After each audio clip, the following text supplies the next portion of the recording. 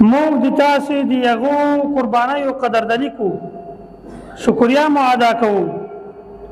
د تاسو د هغو قربانیو برکت و چې الحمدلله نن په افغانستان کې یو سوچه اسلامي شرعي نظام قایم دی.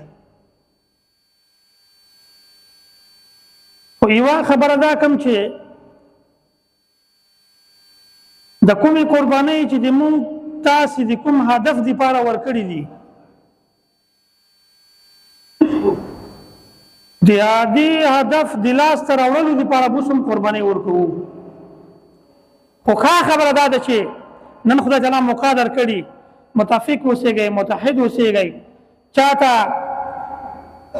او خبرو ته چې دی خدای تعالی د دین سره د خدای تعالی د قانون سره په ټکر کې دی ځای مه ورکوئ. د امنیت په اړه تاسو ټول ته اطمینان درکوو چې الحمدلله په زابل کې او په ټول افغانستان کې امن دی، مشکل نشته. د نن نه 2 کاله د نن نه 5 کاله مخکې چې کوم مشکلات الحمدلله او صفر ته راغلي، جنایي پیښې هم د نورو وختو په پرتله ډېرې کمې شوي دي الحمدلله.